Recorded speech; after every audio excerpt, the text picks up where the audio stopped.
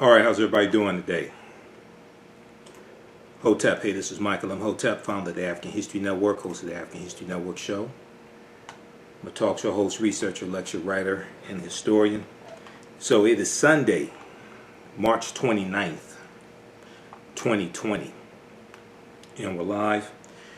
So everybody share this broadcast on your social media platforms. We're broadcasting on my Facebook fan page, the African History Network, my YouTube channel, Michael Imhotep, I-M-H-O-T-E-P. Also on Periscope, the AHN show on Periscope and Twitter, and Michael Imhotep, my personal Facebook page. Alright, so I wanted to do an update on the broadcast I did March 27, 2020. We know the $2 trillion stimulus bill has been signed into law by Donald Trump, passed the U.S. Senate early Thursday morning, passed the U.S. House of Representatives Friday. So I did a broadcast, actually two of them, one dealing with the stimulus bill and what's in it, another one dealing with how to get the $1,200 stimulus check that's going to go to about 150 million households will get a stimulus check, and answering your questions, who qualifies, etc., unemployment insurance, and what else is in the bill, how to take advantage of it. There's about almost $70 billion for small businesses, etc. So this is an update to the second broadcast I did to answer more of your questions. Okay, so I've been doing a lot of research, been on irs.gov, reading a lot of articles. Okay, so hope everybody's doing well. Everybody share this broadcast on your social media platforms.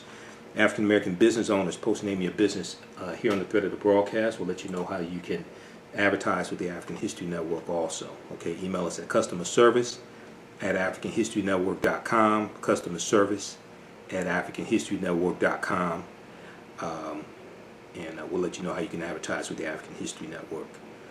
Alright, so I want to do a quick update on what's been going on with the coronavirus, all right, and the spread of it. So let's look at the updates from Washington Post, and then we'll get into the $2 trillion bill. All right, so on Saturday, March 28th, as confirmed, U.S. coronavirus-related deaths doubled in 2 days, hitting 2,000 on Saturday, March 28th. Saturday night, Donald Trump signed an executive order for the Federal Emergency Management Agency, FEMA, for FEMA to 100% fund emergency activities in response to COVID-19. Okay, for FEMA to 100% fund emergency activities in response to COVID-19. Now, the executive order for Florida, Louisiana, Maryland, Massachusetts, New Jersey, and the U.S. territories, Guam and Puerto Rico, applies to the deployment of the National Guard under state control and refers to emergency measures, quote, associated with preventing, mitigating, and responding to the threat to public health and safety posted by the virus, end quote. Some other updates: hours after announcing Saturday that he was considering federally enforced quarantine of the state of New York and parts of New Jersey and Connecticut, Donald Trump backed off the idea, but said he had asked for a strong travel advisory. Okay, now he didn't have the authority to do that, and people around him probably told him, you don't have the legal authority to do that, so he backed off of it. This is Donald Trump just trying to sell wolf tickets. His mouth writing the check, his behind can't cash. That's basically what it boils down to. Okay, and Lawrence Tribe was interviewed on MSNBC. I think it was Joanne Reed interviewed Harvard Law professor and constitutional law expert Lawrence Tribe on MSNBC Saturday, March 28th, on the PM edition of AM Joy, and he said Trump doesn't have the legal authority to do that. All right, so later, the Centers for Disease Control and Prevention, the CDC, urged residents of the 3 states to refrain from non-essential domestic travel for 14 days starting immediately. Okay, for those New York, the state of New York, New Jersey, and Connecticut. Now, the CDC issued a health advisory on Saturday warning against use of non-pharmaceutical uh, uh, chloroquine phosphate, and hydroxychloroquine. Okay, the CDC warned against use of these two chemicals for non-pharmaceutical usage. Also, New York Governor Andrew Cuomo anticipates the coronavirus outbreak in the state of New York will reach its apex in 14 to 21 days based on health and science data projections. He said during a news conference Saturday, during a news conference on Saturday. I watch his news conferences every day. They're much better than the ones Donald Trump is doing. New York is the hardest hit state in the United States so far, with more than 52,000 confirmed cases and at least 728 deaths. All right. Washington Post has really good updates, live updates dealing with coronavirus. Also, NBCnews.com has those as well. How's everybody doing on YouTube? Renee, Smokehouse. How's everybody doing? Okay, let's do a quick look at Johns Hopkins University. Let's get a view of coronavirus worldwide and also throughout the U.S. So we see worldwide we have over 660,000 confirmed cases worldwide. There's also a little more than 140,000 confirmed cases of people who have totally recovered. So worldwide, 664,000 confirmed cases. And then also worldwide, we have 140,000 confirmed cases of people who have recovered. And let me see if I can bring that up here. So now, if we look at the U.S., in the U.S. we have a little more than 124,000 confirmed cases in the U.S. And then we have in the U.S. we have almost 1,100 confirmed cases of recovery. Okay, there's a big discrepancy there. All right, let's bring this up here. Let's bring up the screen share. Okay, so this is worldwide. This is Johns Hopkins. Johns Hopkins probably has the best reporting on this. All right, so total confirmed, upper left-hand corner, total confirmed 664,000. You can it goes through and breaks it down by country as well. Okay, so you can look at the number of cases per country, but worldwide 664,924. Okay, and then we see that there is 140,000 reported cases of people recovering worldwide. If we look at the U.S., we see that we're looking at 124,000 cases reported in the U.S. Total deaths in the U.S. Basically doubled. It went to 2,000 on Saturday, and then now it's at 2,191 total deaths. But if we look at total recovered in the U.S. is 1,095, right at 1,100. Only about really less than 1% of the total confirmed cases in the U.S. have totally recovered, a little less than 1%.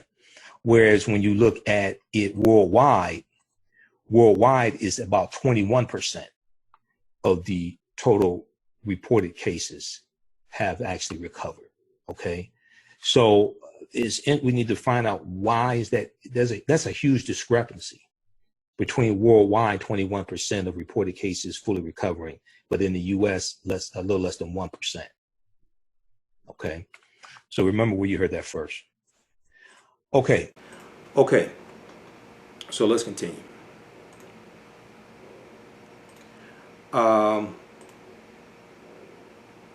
So let's look at what happened Thursday and Friday with the passing of this bill. Then we're going to get into, I'm going to give you a brief overview of what's in the bill.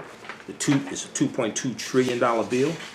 And then we'll deal with how to get the $1,200 stimulus check, what you need to do, what you need to do if you haven't filed in the past couple of years. We'll talk about there's a lot of good stuff in this bill. Okay. And, I saw Representative Alexandria Ocasio-Cortez. I saw her on the U.S. House of Representatives floor on Friday, and she was really talking about how bad the bill was, and actually the reporting from the Washington Post on Thursday was she was contemplating voting against it. I think she was largely talking about the original bill that the Republicans in the Senate had proposed. The original bill was horrible. Okay. Senate Democrats really pushed to get a lot more put into that bill to benefit the everyday American. And so the bill that was actually signed into law is much better and benefits the everyday American much better, much more than the original bill that was proposed. Okay, and keep in mind, the House of Representatives largely did not write this bill. This bill was written by the Senate largely, and Senate Democrats pushed to get more in it. Nancy Pelosi, Speaker of the House of Representatives, pushed to get more in it to help everyday Americans. But in general, this was a bill written by the Senate. Okay, and Treasury Secretary Steve Mnuchin negotiated on behalf of the White House. They kept Donald Trump out of this, which was good because he doesn't know how to negotiate a deal. All right, so Donald Trump on Friday, March 27th, 2020, signed a massive $2 trillion bill, emergency spending bill, into law, promising to deliver a tidal wave of cash to individual Americans, businesses, and healthcare facilities, all reeling from the coronavirus pandemic. Now, his signature came just hours after the House of Representatives passed the massive package by an overwhelming voice vote. Okay, an overwhelming voice vote. And if you watch the broadcast I did March 27th, I gave some background information and how Representative Thomas Massey of Kentucky tried to grandstand and really tried to block the bill. Okay, but it didn't work.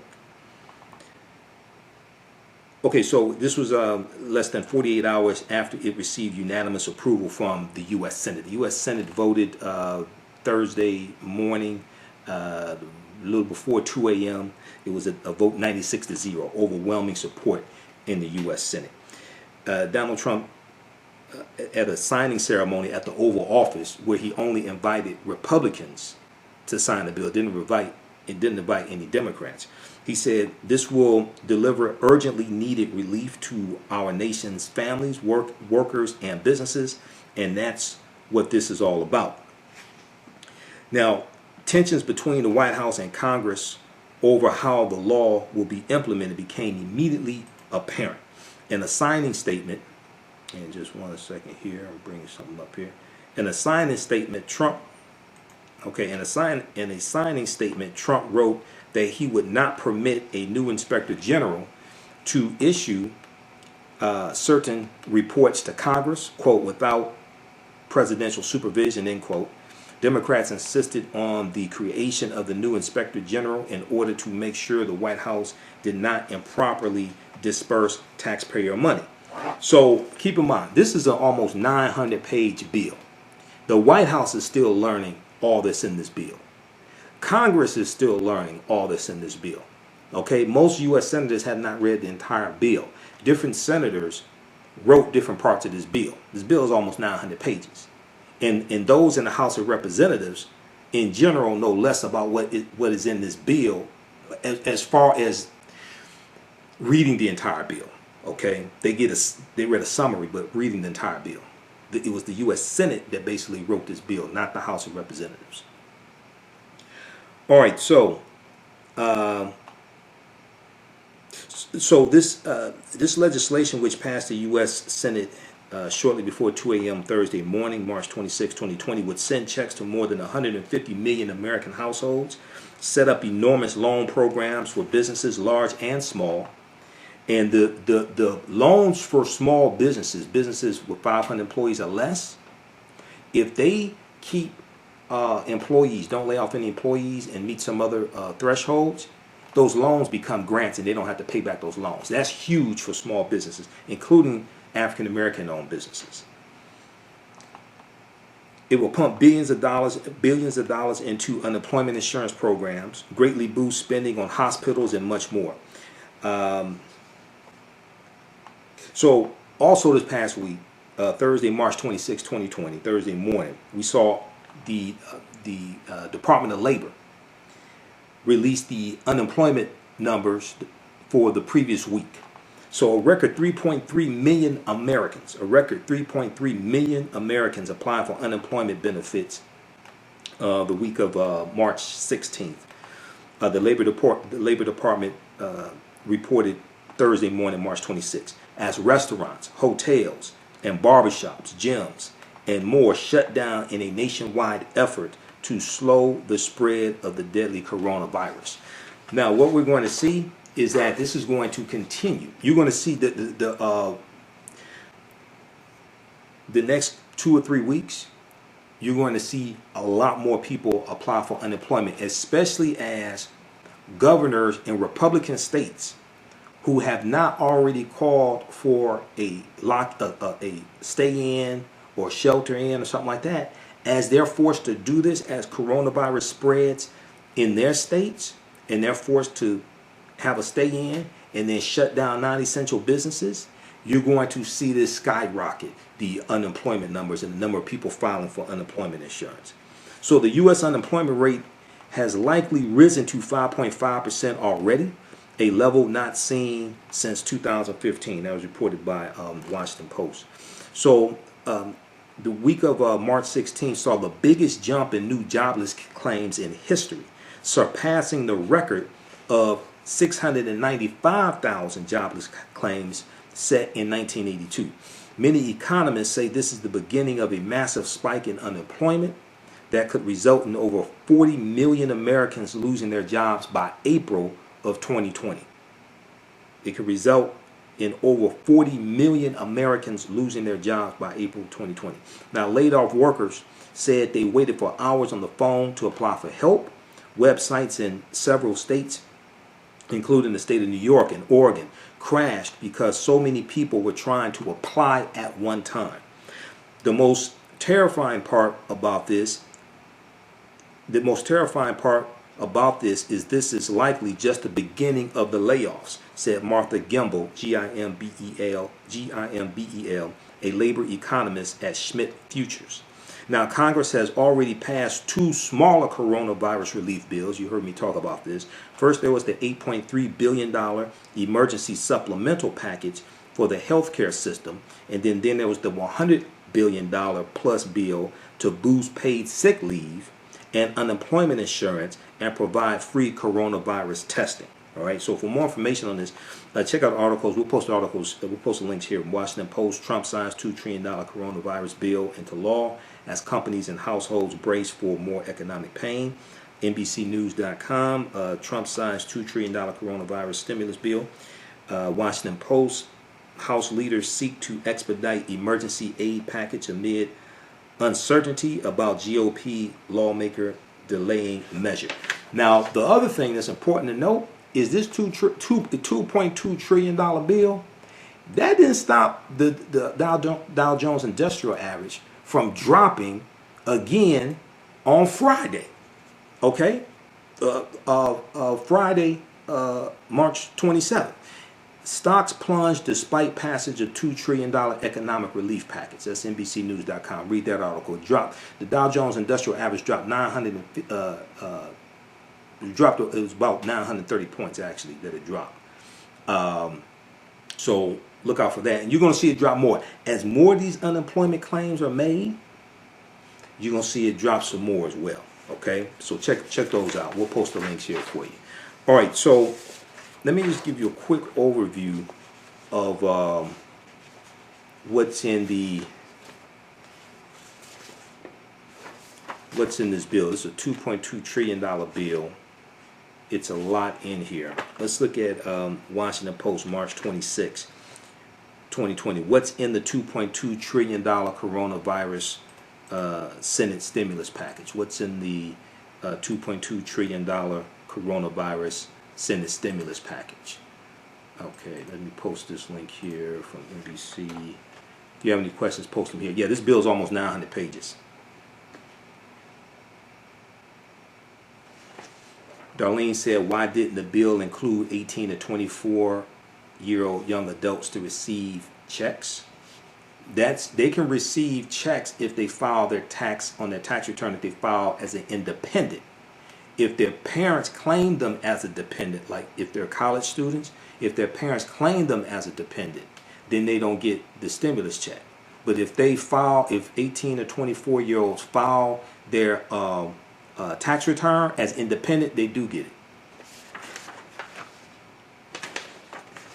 Okay, so very quickly here, for some of you all, this is repetitive. You've heard it before. Others, this may be new information.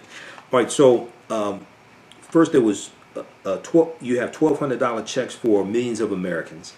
That totals $290 billion. Okay, to cover the cost of that. And then also you get an additional $500 for each child that's a dependent. I'm gonna give you more information on that. We have an increase in unemployment insurance benefits. Increase in unemployment insurance benefits. $260 billion for that. There's some really good information dealing with that because if you file for unemployment, if you get unemployment, you get an extra $600 a week from the federal government for up to 4 months. Then aid to large businesses. And there's new oversight. There are new oversight measures for aid to large businesses, including prohibiting Donald Trump, his children, his family members, and members of Congress who are part owners of businesses or fully owners of businesses to take advantage of these loans and things like this. They're prohibited from doing that. That's good.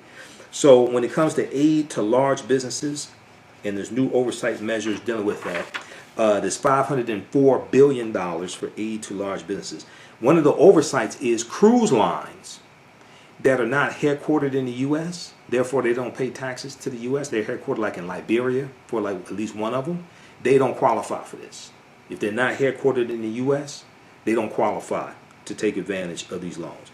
Then there's the emergency aid for small businesses. Emergency aid for small businesses. These are businesses with under 500 employees. Okay, $377 billion for aid for small businesses. Okay, and these are loans that could be forgiven if the firms follow certain conditions, such as not firing their workers. That portion of the bill was written by Senate Republican Marco Rubio of Florida. All right, with significant input from congressional Democrats, by the way. Okay, then we have business tax cuts deferrals. Business tax cuts deferrals. There's $280 billion in the bill for that. Hospitals and expanded health care spending. Hospitals and expanded health care spending. $180 billion for hospitals and expanded health care spending. The legislation also includes hundreds of billions of dollars in funding to help prepare Americans' healthcare infrastructure for coronavirus, for the influx of patients who are going to come, who have to be hospitalized, stay in ICU units, ICU beds, etc. Now also as part of the next part, emergency aid for state and local governments. Emergency aid for state and local governments. States are expected to be hammered by the economic crunch, both with rising costs as people seek additional public assistance and lower tax revenue because of falling business activity. The federal aid package provides $150 billion to state and local governments, including $8 billion for tribal governments. Okay, so for like Native American tribes, Native American nations, $8 billion for tribal governments. Each state will receive a minimum of $1.5 billion. Experts say Washington, D.C. received a disproportionately small amount of money based on its population because it was grouped for funding with U.S. territories. U.S. territories get funding as well. Puerto Rico, U.S. Virgin Islands, Guam, things like this. The package also includes $25 billion in infrastructure grants for states around the country. This is a $900 billion, this is almost 900-page bill. So as more information comes out, I'll be giving more updates on this. There's a lot in here that African American owned businesses, etc., can take advantage of also. All right, now, so for emergency aid for state and local governments, the total, that's $175 billion for that. Other items in the package include $45 billion for FEMA, Federal Emergency Management Agency's Disaster Relief Fund, $31 billion to support schools and colleges, including $13 million for Howard University, because Howard University also has a hospital. Okay, $25 billion for the nation's transit systems, and $25 billion for more food stamp funding, SNAP. Okay, things like that. All right, so check out this article. We'll post the link here. We'll put the links in the description of the video, of the broadcast. What's in the $2.2 trillion coronavirus Senate stimulus package? What's in the $2.2 trillion coronavirus stimulus package? Okay, so check that out. All right, that's from Washington Post. All right, so we see that what people are talking most about is, and let me post this right here. Just 1 second here.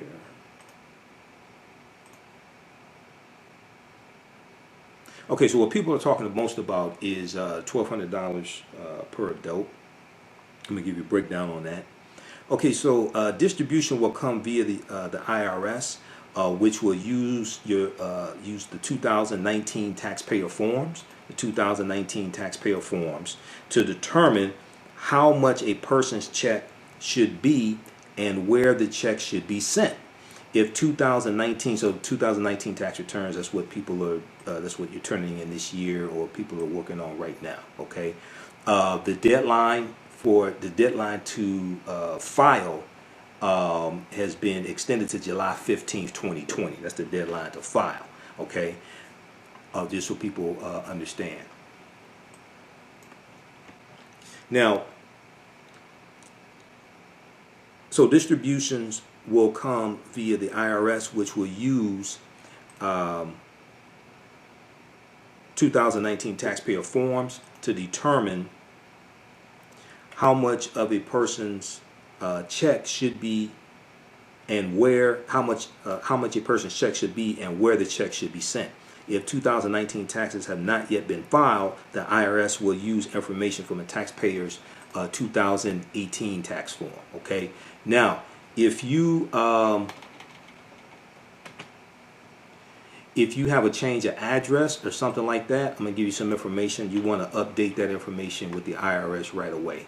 If there's a change of address you need to do, or if you need to update your bank account information for direct deposit or something like that, I'm going to give you the forms. I'll give you the names of the forms. They are at irs.gov. I'll give you the names of the forms so you can go ahead and submit those to get those updated. Now, a lot of people ask, well, how soon will the checks go out? Now, Treasury Secretary Steve Mnuchin said on Wednesday and Thursday that checks will start going out in 3 weeks. That's very ambitious, and experts are saying that's very ambitious. Don't just. I don't think it's going to be that soon. Hopefully, I don't think it's going to be that soon for a number of reasons. Okay, one, you're dealing with the federal government. Two, a lot of this stuff they're figuring out as they go along. Just to be honest with you, a lot of this stuff they're figuring out as they go along. Okay. Three, this is all operating based upon the premise that IRS employees don't get sick with coronavirus, and then others have to be quarantined, and you have you have a shortage of IRS employees. This is operating based upon that premise that none of them are really going to get sick. Okay, so if you haven't filed taxes yet for one of those years, now is a good time to file. All right, now this step is especially important for low-income citizens who don't typically file taxes. In that case, they still need to file a form. Individuals receiving non-taxable income, such as Social Security, will still receive a check. Social Security, disability, if you're a veteran, you'll still receive a check. All right. Now, it's not necessary to download special software or use a tax preparer unless you want to use a tax preparer. The IRS has two paths for free filing options. Those making under $69,000, okay, down to zero, under $69,000 a year down to zero, and those making above $69,000. Both can be found at irs.gov. Okay, they have information there. And actually, let me see here. We've got They have a special page. Also, if you go to irs.gov/coronavirus, they have a special landing page here. I'm on the page right now. Some of this information still has to be updated. That's the other thing. As the White House, Congress really see what's in the full 900-page bill, this stuff has to be updated on the IRS website. So we're waiting on updates, okay? All right, now, individuals, how's everybody doing on YouTube? Darlene and Rut, W. Canty, Renee, just a few people watching on YouTube. Everybody share this broadcast on your social media platforms. Also, if you like this type of information, you can donate to the African History Network. $, the AHN show through Cash App. $, the AHN show through Cash App, or paypal.me/the AHN show through PayPal. Okay, that helps us keep doing the research, stay on the air, finance our Sunday night show, finance the research, pay the bills, etc. Okay, so if you want to donate $5, $10, $15, $25, $100, whatever it is, that definitely helps support what we do. And then also you can go to our website, AfricanHistoryNetwork.com, AfricanHistoryNetwork.com. Click on the yellow donate button. You can donate there through PayPal, and my DVD lectures and digital downloads are at our website, AfricanHistoryNetwork.com. Okay, so for the $1,200 stimulus check, all right, individuals making up to $75,000 a year will receive a $1,200 check, a one-time $1,200 check, with an additional check for each child, an additional check of $500 for each child who's a dependent. The payments progressively decrease for individuals making more than $75,000 with an income cap of $99,000. Okay, I'll give you more information on that. So, Treasury Secretary Steve Mnuchin said that Americans should start seeing checks in 3 weeks. By comparison, the IRS took 3 months to distribute checks in 2009 to battle the Great Recession. One of the ways that you can speed up your check is having them do direct deposit as opposed to mailing a check to you. Okay, I'm going to give you the information on direct deposit in just a minute if you have to change something. Okay, some experts say that due to budget cuts and obsolete technology, the IRS will need months, not weeks, to send out payments. All right, and I'm going to do another broadcast sometime this week dealing with maybe jobs people can do, jobs people can get, maybe businesses people can start or something like that while they wait on these checks from the government. Okay, what do you do while you wait on your check from the government? Okay. All right, so now Howard Gleckman, Gleckman, is a senior analyst at the Urban Institute's Tax Policy Center. He told Reuters.com, the publication Reuters.com, he said, quote, "I don't think any of the policy makers have given any thought to the practical implications of actually doing this.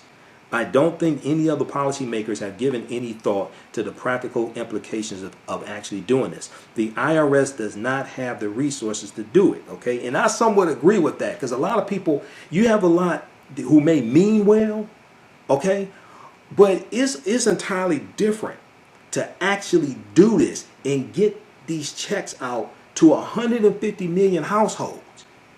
That's and you're gonna start sending these out in 3 weeks. And people are trying to, and I'm right here on irs.gov, and they still don't have the information. So, we'll see. Okay. The check is in the mail. It's coming. It's just a matter of how soon it's going to get there. All right. So, those people who are planning on receiving a paper check, if you were planning on receiving a paper check for whatever reason, and have moved since filing their last tax return, they should submit a change of address form now, because the change of address form normally takes 4 to 6 weeks to be processed. Okay, that's form 8822 at irs.gov. Form 8822 at irs.gov. If you go to irs.gov, you can search for maybe change of address form. Okay, but the form is 8822 if you have to change your address. All right, if you've moved since the last time you filed taxes. Now, taxpayers can get their checks a little faster if they sign up for direct deposit with the IRS. Okay, to sign up for direct deposit or to change your bank account, that's IRS form 8888. It's called allocation of refund. Allocation of refund is IRS form 8888. Okay, and you can find it at irs.gov as well. In order to register for direct deposit, people should indicate it as the refund method on their tax form. To change a bank account or routing number for the deposit, so they give a number here to call the IRS to do it. You can also do it online. Maybe if you don't have access to the internet, the phone number is 1-800-829-1040. 1-800-829-1040. That's the phone number to the IRS. Okay, if you have access to the internet and you can go online, you can get tax form 8888. You can change your bank account number. You can determine whether you want the refund or the refund in a check or whatever it is you want. Okay, that'll also apply to the stimulus check for that form. Now the IRS has set up a special coronavirus landing page on its website. I'm on it right now, which it will update as more information becomes available. I'm waiting on information. I'm on the website a few times a day, and I'm still waiting. Now, currently, the web page says stimulus payment checks. No information available yet. No sign up needed. Instead of calling, please check back for updates. Okay. Now, per the bill, this almost 900-page bill, it says, quote, for the vast majority of Americans, no action on their part will be required in order to receive a rebate check. This includes many low-income individuals who file a tax return in order to take advantage of the refundable earned income tax credit and child tax credit. And let me see, do we have it pulled up here? Which one is this one? Just a second. We've got a bunch of articles here. Okay. Now, for those who have already filed for 2018 and 2019 taxes, the tax years 2018, 2019, and whose information is up to date and accurate, there's nothing you need to do in addition to get the $1,200 check, and also for dependents as well. Okay. All right. Check out the article from NBCnews.com. Stimulus checks are coming. Here's how to make sure you get yours quickly. Stimulus checks are coming. Here's how to make sure you get yours quickly. All right, just a minute. So let's go through and answer some more of these questions that people were asking. Just a minute here. All right. How's everybody doing? Let me see if you have any questions. Okay. How you doing, TT Hill? Said thanks for the breakdown. Pretty to you. Okay, how you doing? Thanks for sharing. No problem. No problem. There's a lot of work. All right, let's keep going, because you notice the content that I have. I don't have all this Gail, Oprah, Jada Pinkett Smith, Snoop Dogg, all that stuff, right? You notice that, right? Okay, I'm just saying.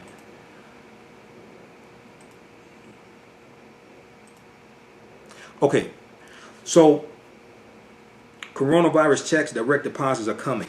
Here's everything you need to know. I looked at a number of different sources, and I've been on the IRS website, so we're going to answer some more of your questions here. Okay, so a lot of people are asking, how much will I get? All right, if you made $75,000 or less in 2019, based upon in 2019, and the tax returns that people are filing now is for what you made in year 2019. If you made $75,000 or less in 2019, you'll be eligible for the full payment of $1,200. Okay, now this is a one-time payment for $1,200. Democrats, especially those in Congress and the House of Representatives, were fighting for up to four payments, one each month. But this bill, keep in mind, Republicans control the U.S. Senate. There are 53 Republicans in the U.S. Senate, 45 Democrats, and 2 independents, for a total of 47. All right, this is example how elections have consequences. This bill would have been a whole lot worse if people didn't go out in November 2018 and vote to take back the House of Representatives for Democrats, because Democrats in the House were pushing also to get a lot more in this bill for everyday people. Okay, so couples who filed jointly and made less than $150,000 will get $2,400. Couples who filed jointly and made less than $150,000 will get $2,400. An individual who filed as head of household and earned $112,500 or less gets $1,200. An individual who filed as head of household and earned $112,500 or less gets $1,200. Now, for every child in the household, you will receive an additional $500 for every child. Okay. Now, if you made more than $75,000, okay, your payment will be reduced by $5 for every $100 of income that exceeds the limit. So, for example, if you made $80,000 in 2019, you will receive a check for $950. The payment, that's for an individual.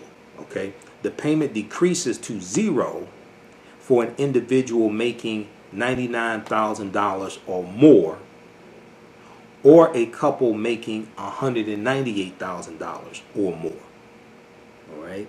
Now, if you, for example, are a family of 4, you'll be eligible for a maximum of $3,400. So I'll encourage people to do this.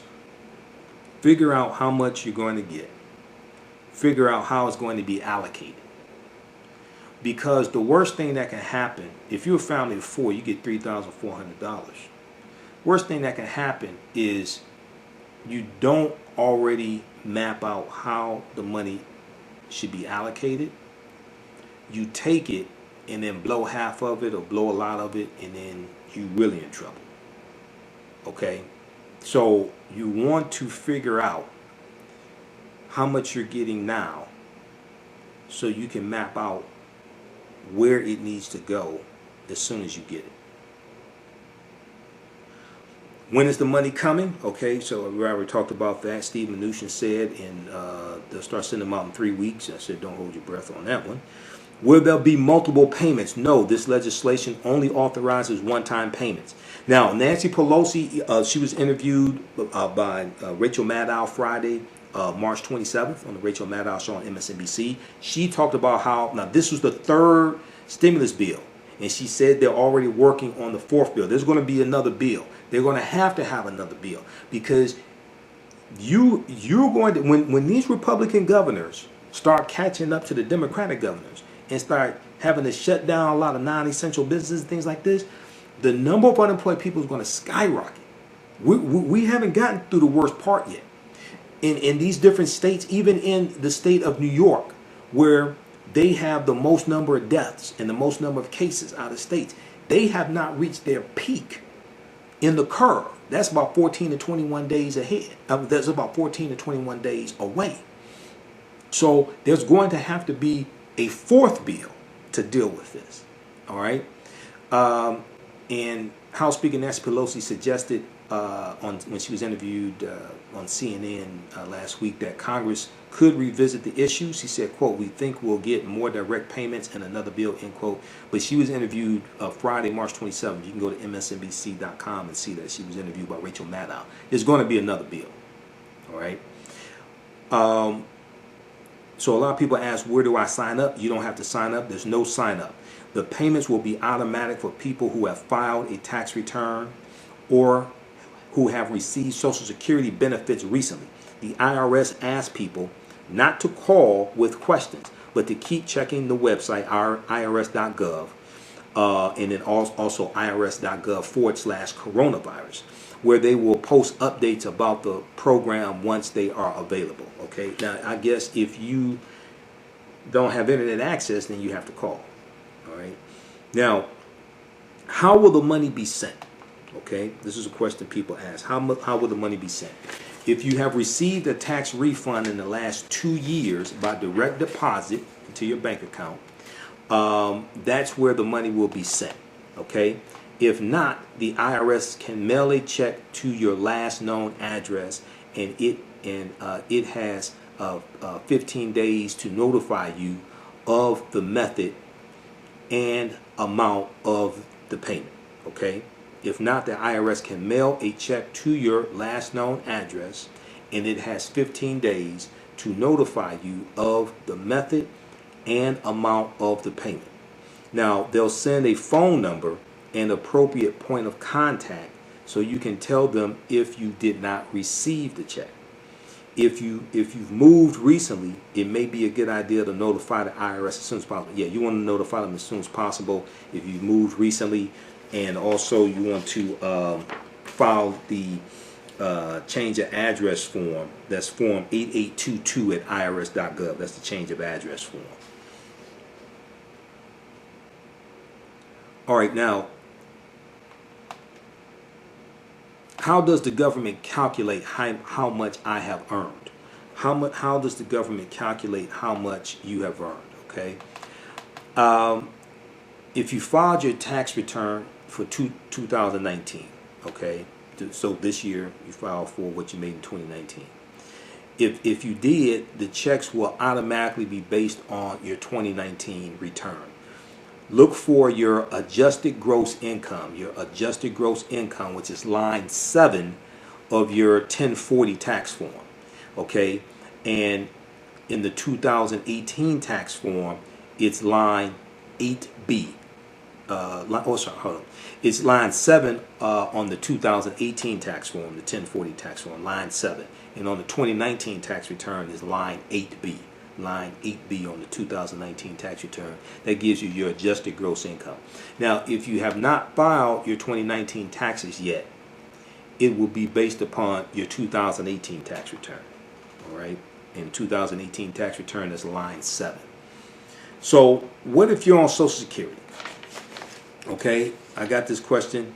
If you're on Social Security and don't make enough to file a tax return, will you still get a check? The answer is yes. Even if you did not file a tax return for 2018 or 2019, or pay taxes in those years, you will be eligible if you received a Form SSA 1099 for the year 2019. If you received a Form SSA 1099 for the year 2019. That's a form that the Social Security Administration sends each year to people who receive Social Security benefits, including retirement and disability. Okay, so if you are a disabled veteran but don't pay taxes, do you qualify? Do you get a stimulus check? Yes, you do. Although some of the details still need to be worked out. The IRS is expected to set up a system so that disabled veterans don't fall through the cracks.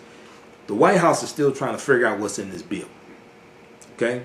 The White House is still trying to figure it out. Congress is still trying to figure out the totality of the bill. Like I said, senators wrote different sections of this bill. Okay? I'm not sure any of the senators have read the entire almost 900-page bill now. You know, maybe by the end of the week they would have, but I don't know. College students. Do college students get a check? Okay, and somebody asked about 18 to 24. If your parents claim you as a dependent on their tax returns, you are not eligible. You will not get a check if they claim you as a dependent on their tax returns. But if you've been working and filing taxes independently in recent years, you may qualify. And if we look at NBCNews.com, not NBC, New York Times. New York Times had good information. They have a frequently asked question on stimulus checks, unemployment, and the coronavirus plan. If we look at students,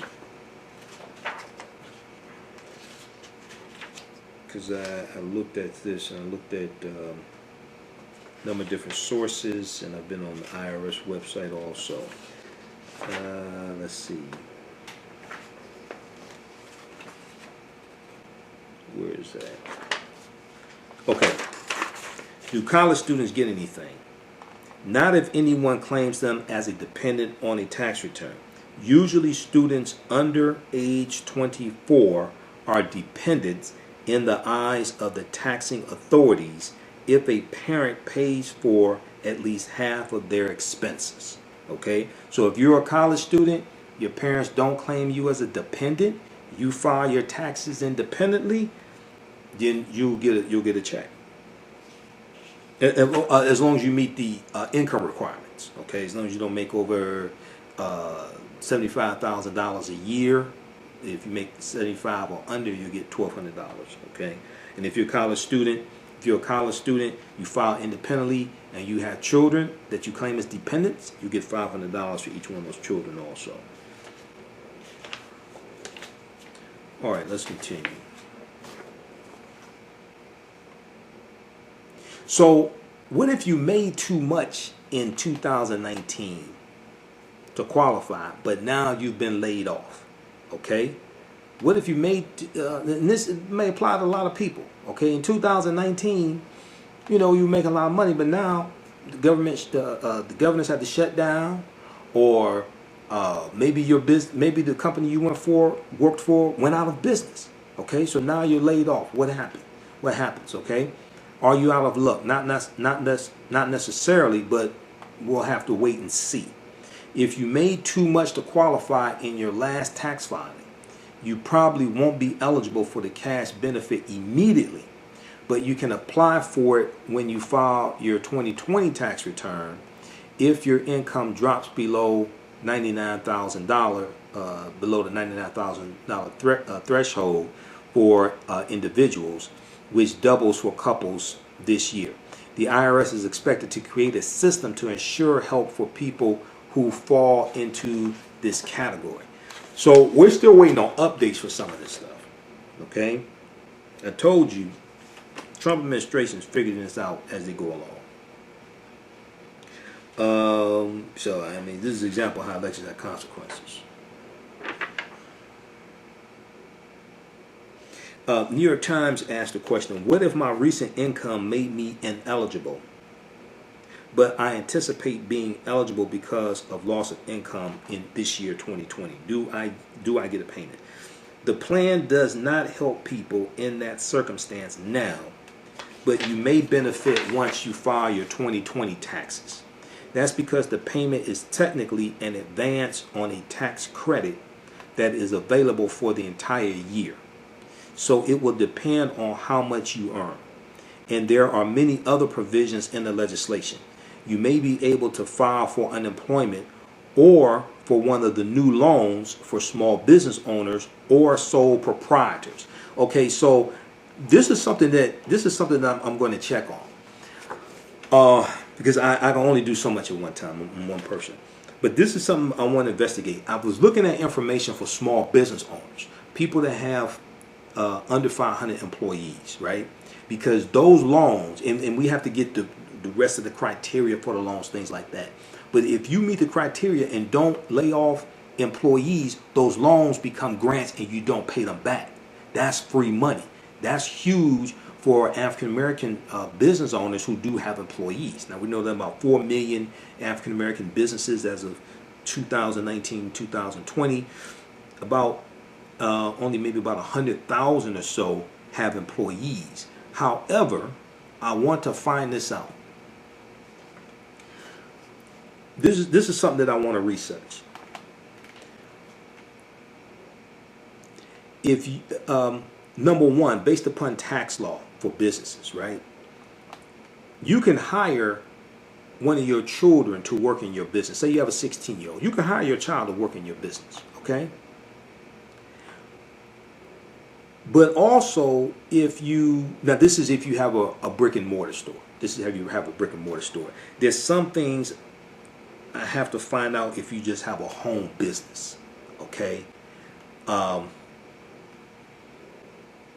How does this apply to people, like the loans for businesses, things like this? How does it apply to people who just have a home business compared to people who have a brick and mortar store? But hypothetically, if you have a brick and mortar store, you have a 16-year-old child, okay?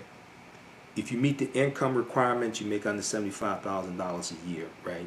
You get a $1,200 stimulus check, but you also get $500 for that child. But if you have a business, a brick and mortar store, if you hire your children, maybe you have a 16 to 17-year-old, and you hire your children, um, how does that impact the loans? Because now, if you hire your children, okay, you're a small business, you have less than 500 employees. Can you so to speak double dip? Can you get the $500? You follow where I'm going with this? Can you get the $500 tax credit on this side for your child, then also have your child work for you in your business, which will help you qualify for a business loan? And as long as you meet requirements and don't lay off your children, it'll turn into a grant. This is something I want to investigate, because this is how white people think. I'm telling you right now, this is how white people think. White people mainly wrote this. This is how white people think. I know, because I went to college with them. So this is game that a whole lot of people ain't gonna talk about. This is how white people think. So this is something I want to investigate. Now, they talk about, the one in New York Times talks about sole proprietors.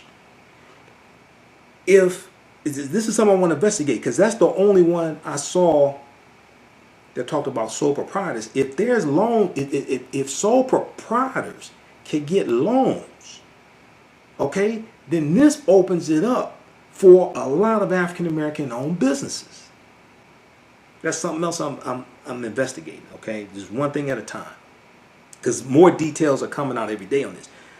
But here's the thing, page 2, because this one from New York Times is 12 pages. The question was asked, what if my recent income made me ineligible, but I anticipate being eligible because of a loss of income in 2020? Do I get a repayment? All right.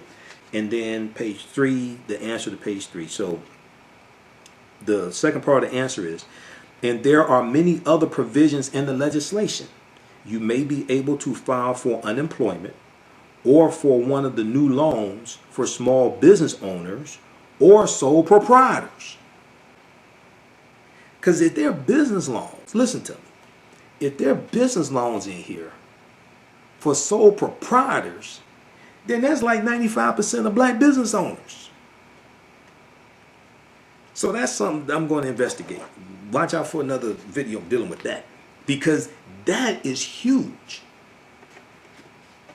Okay, see, I'm telling you, there's a lot in here for everyday Americans. Democrats fault. I'm neither Democrat nor Republican, but I look at whose policies are best for us at a federal level. I'm not talking about in the city. And I look at who's blocking that stuff. Okay? And Democrats' policies in general, at a national level, federal level, are usually much better than Republicans, and usually Republicans who are blocking a lot of these things, as well as using various voter suppression tactics to suppress the African American vote. Okay, so let's continue here. Okay, LLC, sole proprietor. Okay, now when they say sole proprietor, so I also want to find out. So LLC is usually when we talk about sole proprietors, we talk about a DBA, doing business as, right? So it's just one owner, probably doesn't have employees, and the DBA, you get that from the city, from City Hall. LLC, you get from the state. You go to the state website, you fill out the form, LLC. You can just be one owner. You can just be one person, but it's the way that business is structured, and also for legal purposes. Okay. I want to get more clarification on this. When they say sole proprietor, they're talking about LLC and DBA, or just DBA. Okay. But they say sole proprietor, so it could be both. It could be LLC, limited liability company, and it's just one owner and no employees, 0 employees. Or it can be DBA, and a person filed at City Hall. But this is the first time I've seen them talk about sole proprietors. If that covers sole proprietors, that's huge. So I think it does. That'd be huge. That's a real game changer right there. Okay, so let's continue here.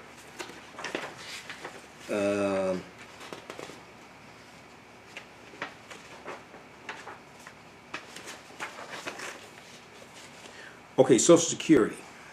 Let's go. How's everybody doing? Share this broadcast. Let's see. We got Tony BOP, LBZ. Hit the like button. Yeah, hit the like button if you like this type of information. Follow us on our YouTube channel, Michael Imhotep. IMHOTEP. That's me if you haven't figured it out. I'm the founder of the African History Network, host of the African History Network show. Turn on live notifications so you know when we go live. Also follow me on my YouTube channel. Follow me on my Facebook fan page, The African History Network, The African History Network. Okay, Crew, the producer, said if you make monthly child support payments and are current but owe arrears, will they deny you? Okay, if you make your current payments, okay, if you make your current payments, but there's rearage, you'll still get a check.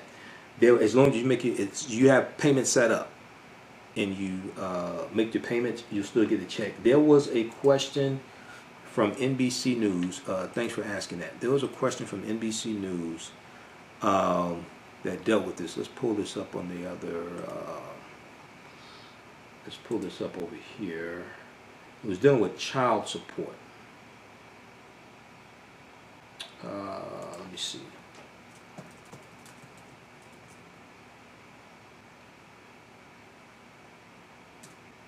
There's a question that came up about that.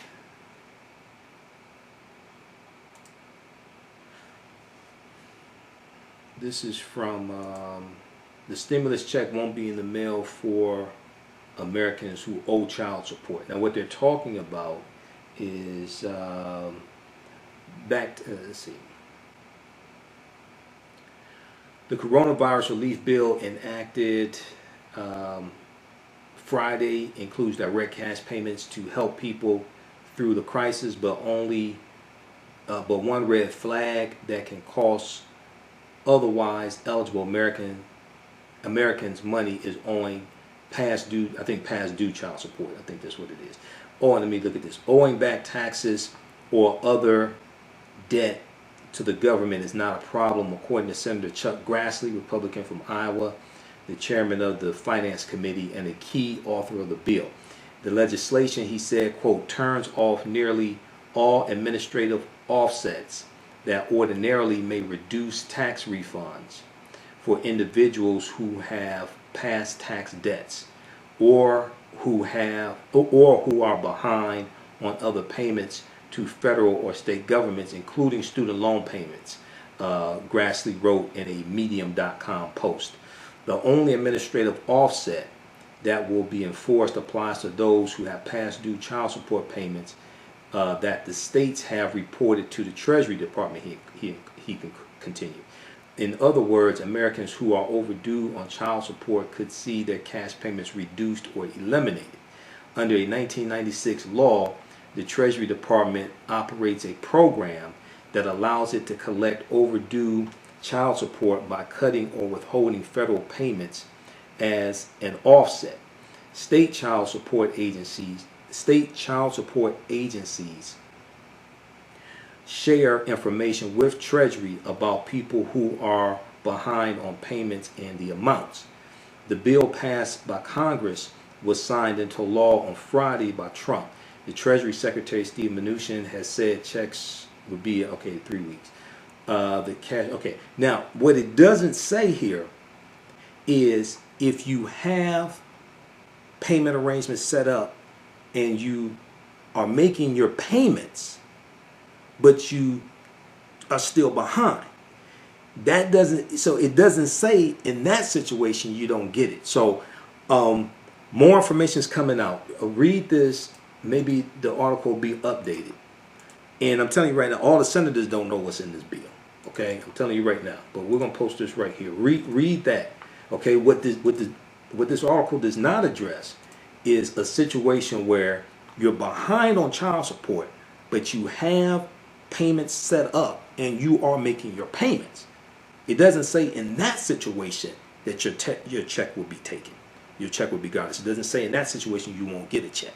Okay, so the question you ask, your situation is different.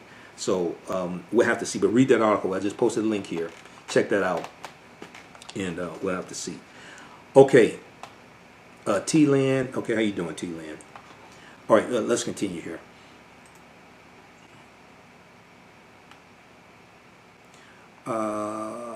see, where are we? And then I'll get into unemployment insurance because there's a lot in here for people who are unemployed as well. Okay, so disabled veterans. Okay, I'm a disabled vet, but don't pay taxes. Do I qualify? Yes, although some of the details still need to be worked out. The IRS is expected to set up a system so that disabled veterans don't fall through the cracks. Now, let's see. Okay.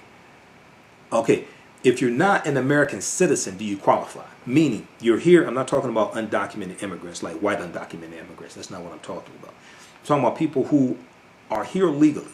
They have an H-1B visa, H-2A visa. Okay.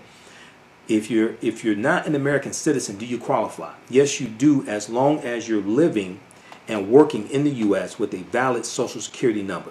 That includes green card holders, and it generally includes those on work visas such as H-1B work visas and H-2A work visas. But it generally excludes visitors, people just visiting, they're on vacation, things like this, in the U.S. And it also excludes people who are in the U.S. illegally. Okay? All right. Now, are the cash payments taxable? This is one of the early questions I got. Are the cash payments taxable? The stimulus checks, $1,200 stimulus check, $500 for each additional child. No. The cash payments are not taxable, okay? The extra unemployment check that you get of $600 a week, if you qualify for unemployment, you get it from the state. You're going to get an extra $600 a week from the federal government for up to 4 months. That is taxable income. I'll talk about that in a minute. Do you have to pay the money back, the stimulus check? What have you? Do you have to pay the money back? No. The money is not a loan, but a credit. You are not required to pay the government back. Now, if you live in Puerto Rico or another U.S. territory, is that a problem? Not at all. Those are U.S. citizens. U.S. Virgin Islands, Puerto Rico, those are U.S. territories. They're U.S. citizens also. Donald Trump just found out that he was the president of Puerto Rico. You remember when the hurricane hit, Hurricane Maria, I think it was, in Puerto Rico, and Donald Trump said, I just got off the phone with the president of Puerto Rico. That's you. He didn't know that. He's the president. Those are U.S. citizens. That's a U.S. territory. So there's a special provision ensuring that people living in U.S. territories, even ones that have a different tax system, are still eligible. So they're still eligible. U.S. Virgin Islands, all those black people down in U.S. Virgin Islands, okay, Puerto Rico, they all qualify. Don't tell Trump that. If Trump I guarantee you, Trump finds this out, that the people in Puerto Rico and U.S. Virgin Islands qualify for this, he gonna try some stuff. I guarantee you. Okay? All right. Now, what about people who are homeless? Okay? Or people who just got out of prison? Okay, will they receive help? As long as you have a Social Security number, you should be eligible to apply for the relief payments under the new system created by the IRS. Now, we'll probably need more information on this. Updates are coming, okay?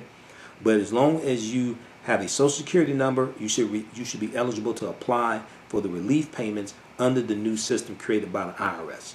Now, what if you owe back taxes? A lot of people ask this question. What if you owe back taxes? Will the IRS take your check? No. Your payment won't be affected if you owe past due taxes to federal or state governments. This is huge for a lot of people. So you want to make sure that the IRS has your accurate information, your current address if you move. If you want a paper check, you choose it. So it's allocation of refund. That's IRS form 8888. That's at irs.gov. IRS form 8888. You can fill that form out. You can let them know, in general, for tax refunds in general, paper check, direct deposit to your bank account. You give them your bank account number. And then for change of address, it is form 8822 for change of address. Okay? And that's all at irs.gov. Now,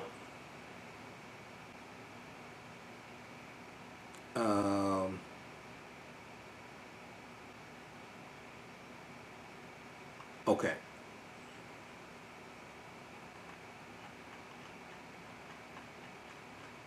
All right, so check that out also. Coronavirus checks, direct deposits are coming. Here's everything you need to know. Okay, that's NBC News, so check that out.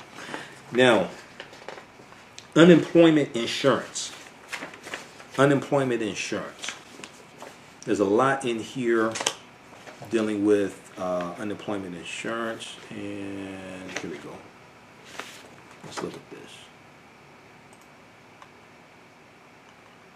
Unemployment benefits, okay? And they're going to have to do another bill because, like I said, you had 3.3 million people who filed for unemployment in 1 week, and you still have states where the governors have not shut down non-essential businesses. Wait till that happens. Wait till these Republican governors shut down non-essential businesses, and then those people have to file in those states for unemployment. All right. So let's look at some of the questions here. These are some questions that I received also. So if you lose your job, what kind of help can you get? So once you're on unemployment insurance in your state, you go to your state's website, file for unemployment insurance. You don't have internet access. You go to like workforce development, the unemployment office, what have you, and file. Once you're on unemployment insurance in your state, you will be eligible for an extra $600 per week in emergency federal compensation through July 31st, 2020. That is an additional that is in addition to what you'll receive in state benefits. So there's an extra $600 a month for up to 4 months in unemployment payments. That is in addition to what you get from the state. Okay. Do I get that $600? Do I get that $600 I was already getting? If I was already getting unemployment before the outbreak, the answer is yes. If you were already receiving unemployment insurance before the coronavirus really hit, okay, and you still receive unemployment insurance, when this kicks in from the federal government, the $600, you'll get that automatically.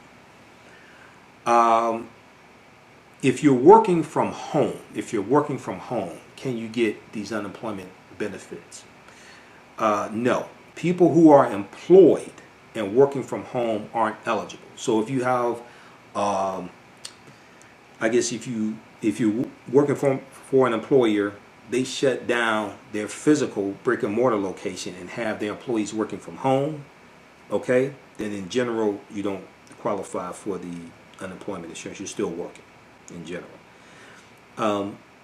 What if you work part-time or had your hours cut? What if you worked part-time or had your hours cut? Now, it depends upon your state.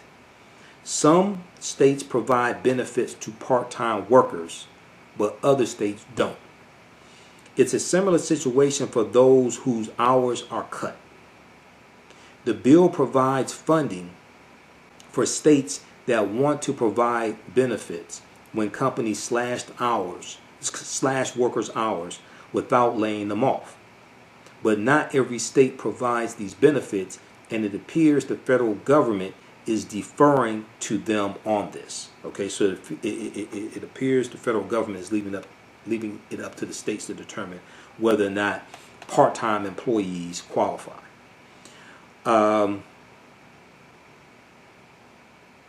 What if you had just found a job when the coronavirus hits, but you had not started work yet? Okay, are you eligible for unemployment insurance and the extra $600? Okay, the answer is yes. If you were scheduled to start a job, but lost the job, or are unable to get to it as a result of coronavirus, you'll be eligible. And there is something in here. There's a very important piece of this bill, and this is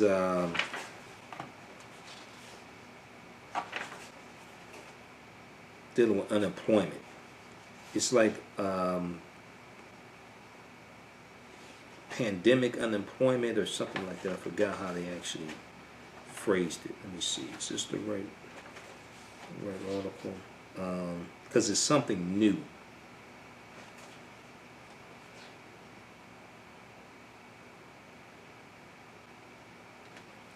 Let me see if I can find this.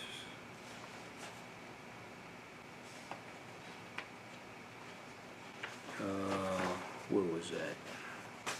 Let me see if I can find this, because this is important. Let's see, is it here?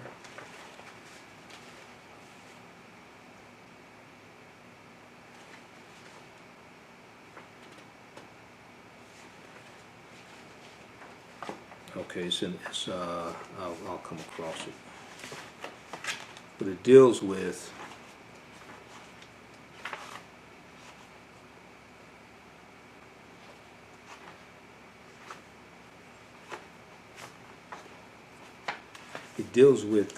pandemic unemployment, something like that. There's something like that that was called. Hold on, let me see, where did I see that? Pandemic unemployment assistance. That's what it is. Okay, I'll come to that in just a minute. Pandemic unemployment assistance. That's new. That's in this bill also. All right. So now, what if you're self-employed? There's about 5.8 million people who are part of the gig economy. Almost 6 million people. They drive for Uber. They drive for Lyft. They drive for Uber Eats. Things like this. Okay, they're covered in this as well.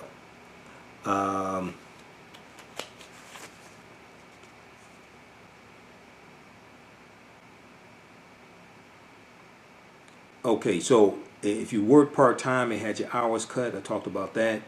If you found a job, okay, we talked about that. Okay, self-employed and did not previously qualify for unemployment. Are you eligible now? The answer is yes. Okay, in general, the answer is yes. If you're self-employed and did not previously qualify for unemployment, are you eligible now?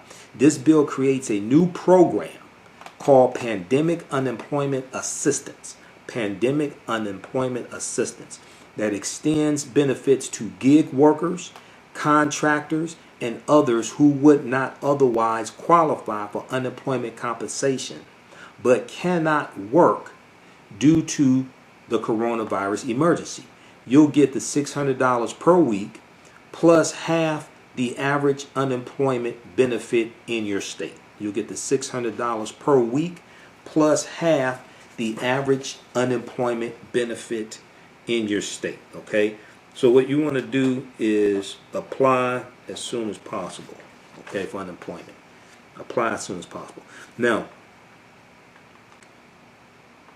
what if $600 a week is more than you made before losing your job? Will they cut your benefit? Okay, the answer is no. If you qualify for unemployment, the $600 per week applies regardless of what your salary was. There was a last minute, so if you saw some of my previous broadcasts, I talked about this. You had some Republican senators like Senator Tim Scott, Republican from South Carolina, Senator Lindsey Graham, Republican, South Carolina, Senator Ben Sasse, Republican, Nebraska, and there's one other idiotic Republican senator. They were trying to get the language in the bill changed because they said they were afraid that if people made more money, they didn't want people to make more money on unemployment than they made actually working. Okay? They're complaining about people getting an extra $600 a week. And they're saying they don't want people to make more on unemployment than they were actually working. Okay? Maybe you should vote to raise the federal minimum wage to $15 an hour. Because Democrats in the House of Representatives in July 2019, they passed a bill in the House to raise the federal minimum wage from $7.25 an hour, where it's been since 2009, to $15 an hour.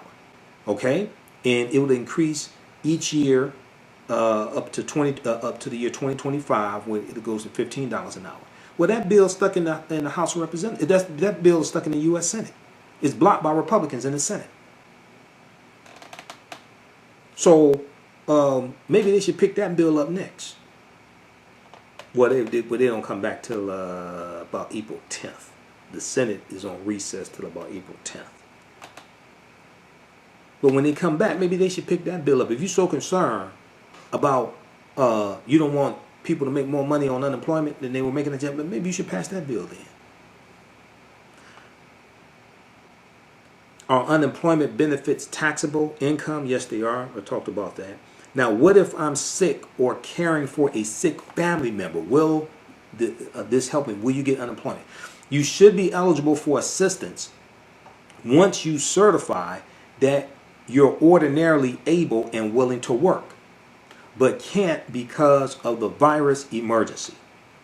That includes if you've tested positive or exhibit symptoms of COVID-19, or if you're caring for a member of your household or family who has been diagnosed with the illness.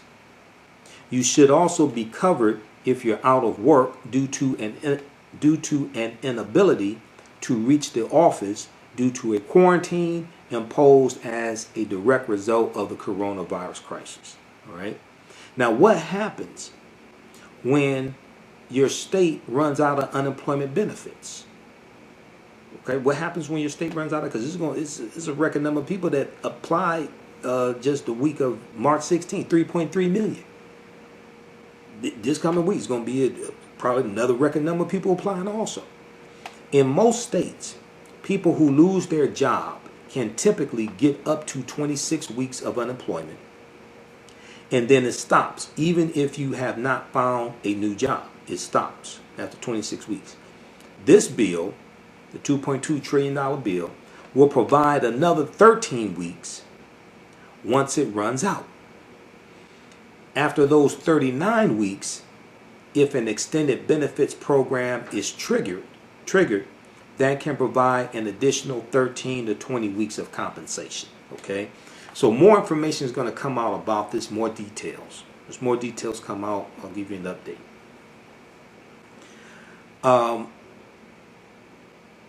So how long do you have to be out of work to start getting benefits? How long do you have to be out of work to start getting benefits?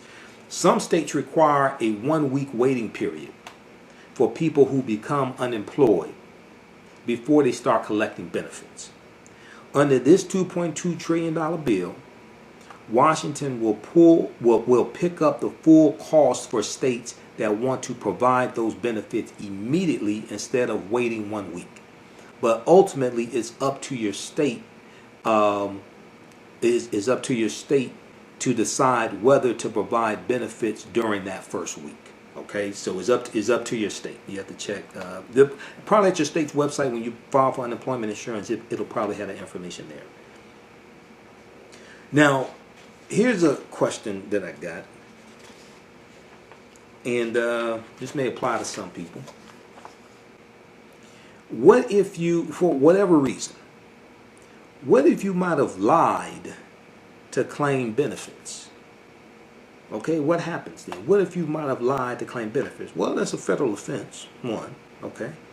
If you knowingly misrepresented your situation, you could be cut off from receiving any future pandemic unemployment compensation and face a fine and jail time, okay? So that is a federal offense. Let's look at Federal Criminal Code. That's 18 USC Code 1001. Statements or entries generally. Okay. We look at Cornell Law School's website, law.cornell.edu. Look at Federal Criminal Code 18 USC Code 1001. Statements or entries generally. Section A.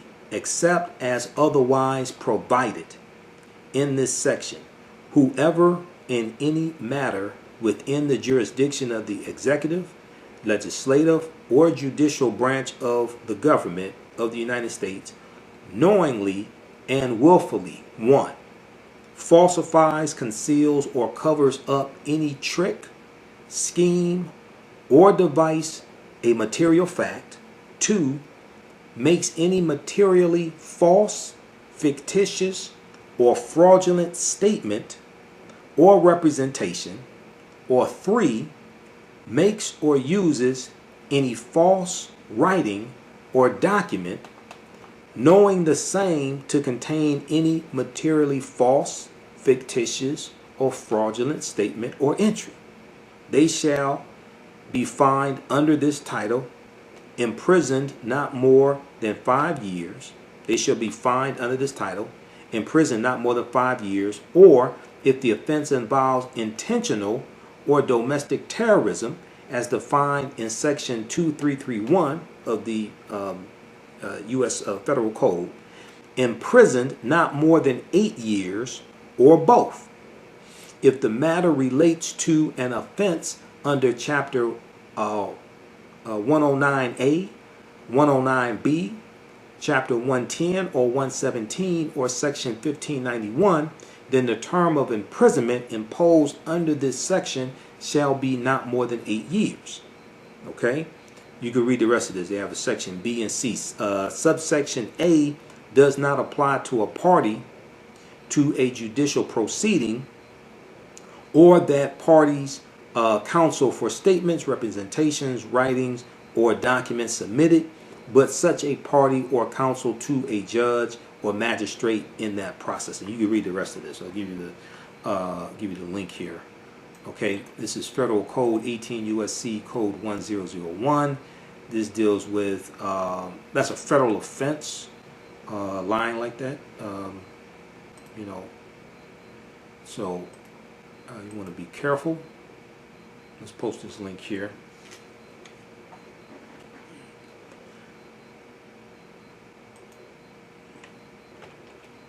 All right. So we'll post that link there. You can check that out. Okay, so that deals with unemployment benefits. All right, and coronavirus, and then also something that's new that was created that's in this bill is unemployment pandemic assistance, pandemic unemployment assistance. All right, so check out the article from NBCnews.com. Coronavirus unemployment benefits. Here's who qualifies and how much they get. Okay, let's see here. How's everybody doing? If you have any questions, go ahead and post them. Share this broadcast on your social media platforms.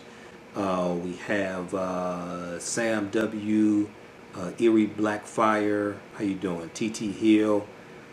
Let me see. What if you previously had unemployment and you've been employed less than 90 days and the company is talking about layoffs with a person? Okay, once you're laid off, then you'll be eligible. I think once you're laid off, then you'll be eligible. If they're just talking about it right now and you're still working, I don't think you'll be eligible. But once you're laid off, if you were receiving unemployment before, but once you're laid off, you'll be eligible again. TT Hill. Let's see. Okay, Jamari Mack. Okay, how you doing? I posted information about that, Jamari. So the past due child support, if it's past due, then they might not qualify, or part of the check may be taken. But the information I posted did not address the situation of if they have payments set up and they are making child support payments, but there's still a past due amount. That's a different situation.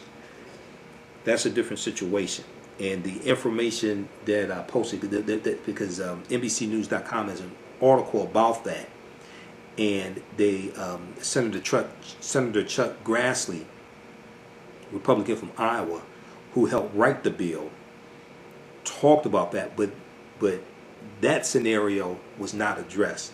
So that is different than somebody who's just past due and not making payments. Okay, let's see here. Right, African American business owners, post name your business here on the thread of the broadcast. We'll let you know how you can advertise with the African History Network now. Email us at customerservice@AfricanHistoryNetwork.com. Our current promotion is buy 1 month, get 1 month, get 2 months free. Buy 1 month, get 2 months free. And those businesses that have been hit by coronavirus, things like that, we'll work with you also. The book Black Heroes of Fire tells the story of Engine Number 21. Now, Engine Number 21 was Chicago's first organized paid African American firefighting company. A lot of people are looking for something to read while they are at home, right? Black Heroes of Fire is a great book by DeKalb Walcott Jr. It tells the history of the first African American firefighting company in Chicago. It's available right now at Amazon.com and also at the website BlackHeroesOfFire.com. BlackHeroesOfFire.com. The book Black Heroes of Fire introduces and describes the background of the members of Engine Number 21, which was Chicago's first organized paid African American firefighting company. All right, so a lot of people are looking for products, they're looking for health and beauty products, things like this. SageandElmApothecary.com can help you with your health and beauty needs. They have over 60 different handcrafted soaps, natural toothpaste, hydrating oils, deodorants, face masks, shampoos, conditioners, and much more. Sage and Elm Apothecary creates unique products, especially with you in mind. They use simple ingredients such as whole fruits, herbs, and vegetables. Each product crafted offers a unique plant-based experience. Visit their website, sageandelmapothecary.com. You can order their products there. Also find out about their pop-up shops and vending events throughout the year. They have a special promo for those that are part of the African History Network. Use promo code AHNSPRING20, AHNSPRING20, and get 20% off your next order. Now, some people may not be flying. They may have a few people that are flying. They're cheap flights right now. But a lot of people who may have to go out of town for business or things like this are driving, right? But however you travel, you want to carry your culture with you when you travel. And BlackLionLeather.com can help you with this. Now, BlackLionLeather.com is a unique travel accessory brand. They manufacture and sell online to the culturally inspired African American traveler. They are 100% black owned and operated. Their tagline is "Carry your culture." Carry your culture. When you go to their website, you'll see all types of beautifully crafted leather travel accessories. Visit their website, blacklionleather.com, blacklionleather.com, to purchase your leather accessories, and let them know you found out about this from the African History Network. All right, so let's continue here. Let's see.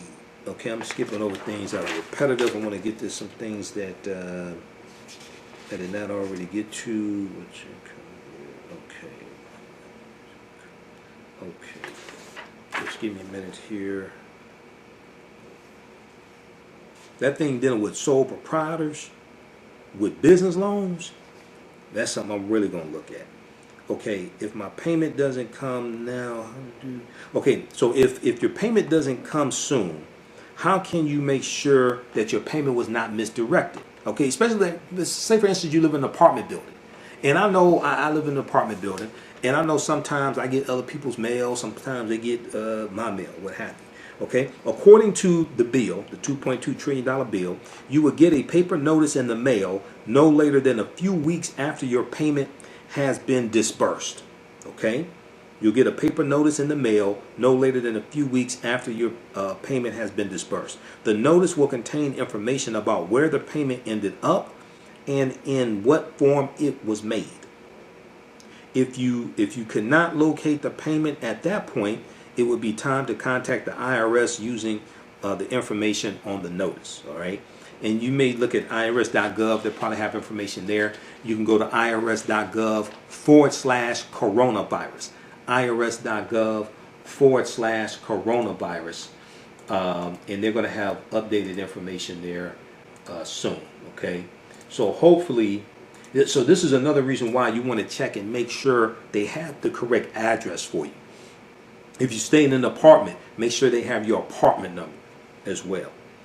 Okay, and once again, those forms for, I gave you the information for the form, change of address form is form number 8822 at irs.gov, change of address form.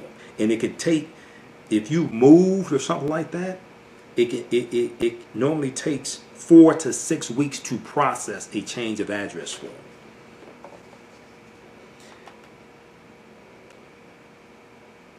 Okay, now what if you have not filed taxes recently? What if you have not filed taxes recently? Will that affect your ability to receive a payment? Okay, it could. File a return immediately, at least for 2018, for the year 2018, what you made in 2018, according to the IRS site, irs.gov. It says, quote, those without 2018 tax filings on record could potentially affect mailings of stimulus checks, end quote. Okay, the site says those without 2018 tax filings on record, okay, because people may not have filed for 2019 what they made in 2019 that you filed this year, and the deadline has been extended to July 15th. So you want to at least file for 2018. If you're worried about money that you owe that you cannot pay, the IRS recommends consulting a tax professional who can help you request an alternative payment plan or some other resolution. All right. Now,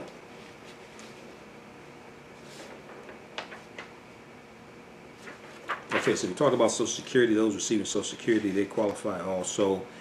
Will eligible unemployed people get the stimulus payments? Veterans, yes, they will. U.S. citizens living abroad. If you're a U.S. citizen living abroad, just like with this whole thing in Trump shutting down people coming back in from the European Union, etc., European Union, and traveling from other countries and coming here, you got 50,000 people.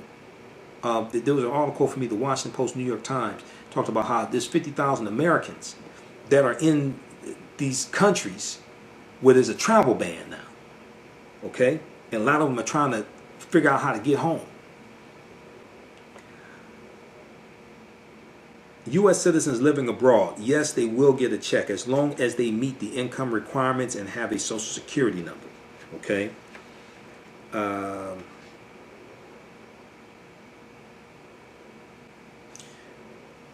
Garnishments. If your income tax refunds are currently being garnished because of a student loan default, will this payment, the stimulus check, also be garnished? The answer is no. In fact, the bill temporarily suspends nearly all efforts to garnish tax refunds to repay debts, including those to the IRS itself. But this waiver may not apply to people who are behind on child support, okay? Meaning you're not paying child support, not necessarily meaning that you have payments, not necessarily meaning that you are behind, but you have payments set up and you're making payments, okay? So if your tax refunds are currently being garnished because of a student loan debt or something like that, you'll still get the check. Okay, so we talked about unemployment benefits.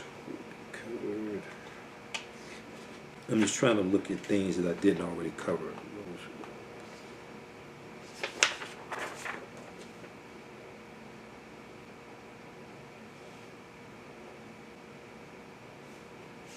Okay, so when we talked about unemployment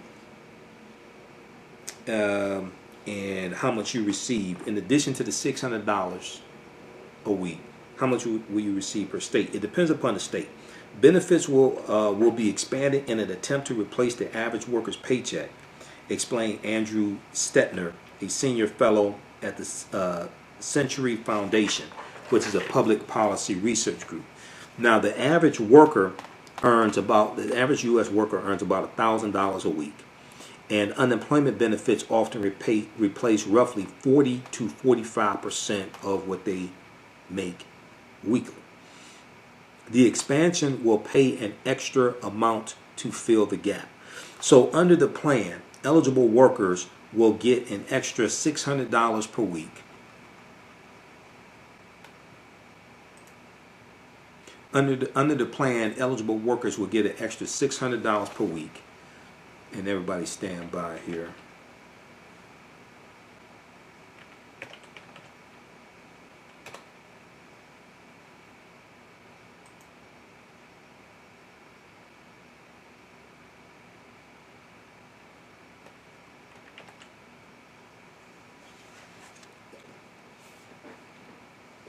Okay, so under the plan, eligible workers will get an extra $600 per week.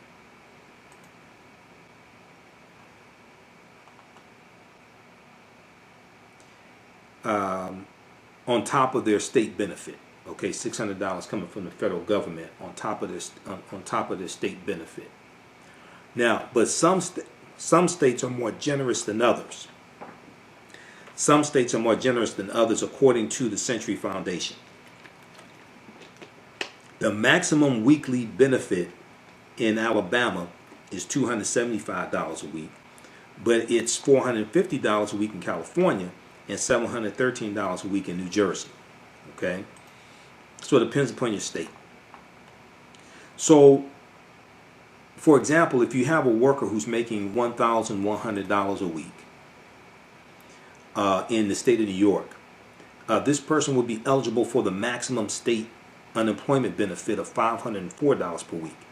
Under the new expansion, this worker gets an additional $600 a week of federal pandemic unemployment compensation for a total of $1,104, essentially replacing their original paycheck. States have the option of providing the entire amount in one payment or sending the extra portion separately, but it must all be done on the same weekly basis. So you may get one check or one deposit, or you may get two checks. Okay, for that $600, it may come all in one check with the state, what you get from the state, or it may come separately, state and federal. All right. So if you have questions, go ahead and post them here. How's everybody doing? Also, if you like this type of information, you can donate to the African History Network, $the AHN Show through Cash App, $the AHN Show through Cash App.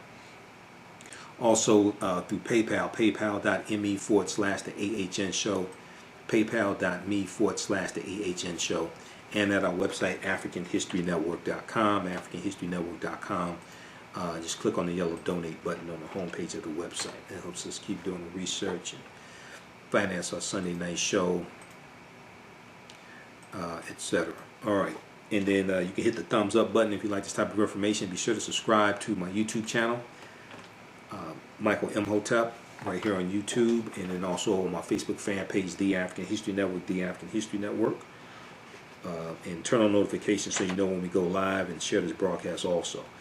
All right, so as I said before, gig workers, there's 5.8 million gig workers, 5.8 million, almost 6 million gig workers, the Ubers and the Lyfts and things like this. They're covered in this bill as well, okay? Gig workers, freelancers, and independent contractors are covered. Yes, self-employed people are newly eligible for unemployment benefits under this bill.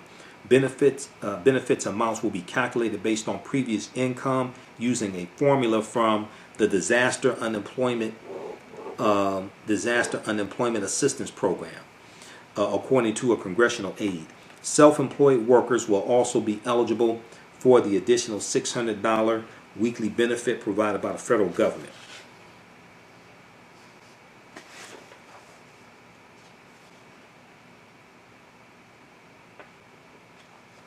Okay, now what if your child's school or daycare shut down? Because there are a lot of governors, like Governor Gretchen Whitmer here in the state of Michigan, shut down all K through 12 schools, okay, till April 13th. It may be extended. I know that the governor of the state of Kansas closed schools throughout the rest of the school year, K through 12 schools. What if your child's school or daycare shut down? If you rely on a school, a daycare, or another facility to care for a child, elderly parent, or another household member so that you can work, and that facility has been shut down because of coronavirus, you are eligible for unemployment. Okay, you're eligible for unemployment insurance. What about people who've been advised by a healthcare provider to quarantine themselves because of exposure to coronavirus? And what about broader orders to stay at home? People who must self-quarantine are covered for unemployment. The legislation also says that individuals who are unable to get to work because of a quarantine imposed as a result of the outbreak are eligible. All right. Now, Cynthia asks, hold on, I'll come to your question in just a minute, Cynthia, okay?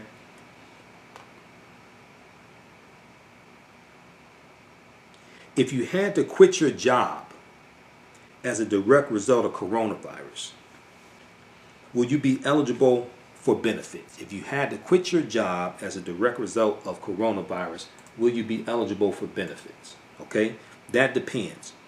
Let's say, for instance, your employer did not lay you off, but you had to quit because of a quarantine recommended by a healthcare provider, or because your child's daycare closed and you're the primary caregiver. Situations like that are covered.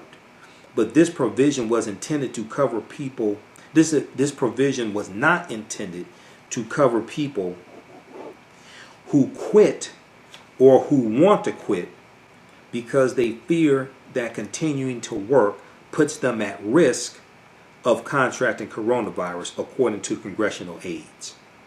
And like I said, the number of times, more details are coming out. This bill is almost 900 pages. Okay, so this coming week, more details are coming out on this. So as we get more clarifications on certain things, I'll let you know.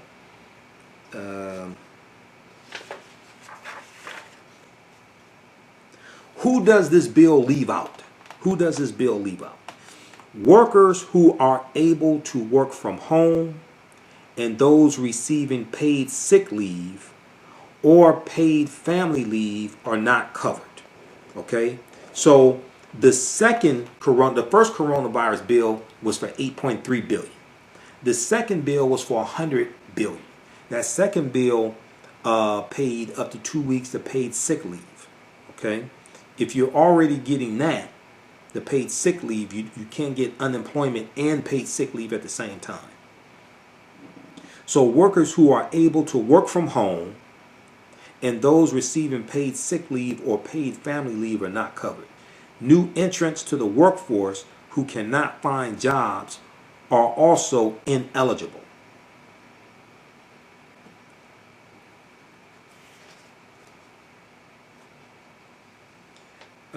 Let's see here. Okay.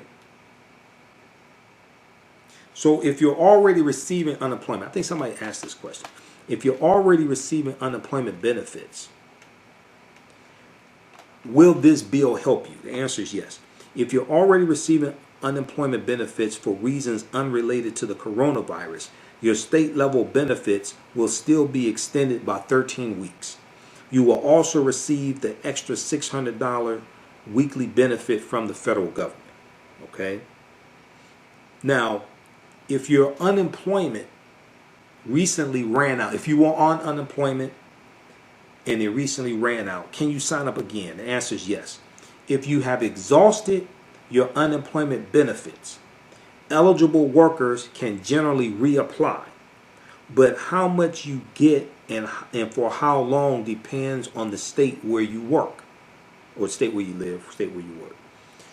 Well, specifically the state where you work. I guess it would be the state where you work. Because you may live in one state and work in another state. You may live, say, in Ohio, near the Ohio-Michigan border, and you may work in Michigan. Or Toledo, Ohio is about 45 minutes away from Detroit. So for whatever reason, I don't know that you would work in Toledo, live in Detroit, but what have you. You may cross border lines. So this would be based upon apparently the state that you work in. Okay. How much you get and for how long depends on the state where you work. Everyone gets at least another 13 weeks along with the extra $600 payment.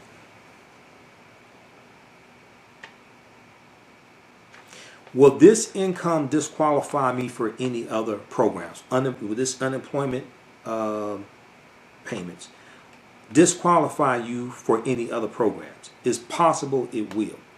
The additional $600 benefit counts as income when determining eligibility. This additional $600 benefit counts as income when determining eligibility for means-tested programs, except for Medicaid and the Children's Health Insurance Program known as CHIP, except for those. Except for Medicaid and CHIP, Children's Health Insurance Program.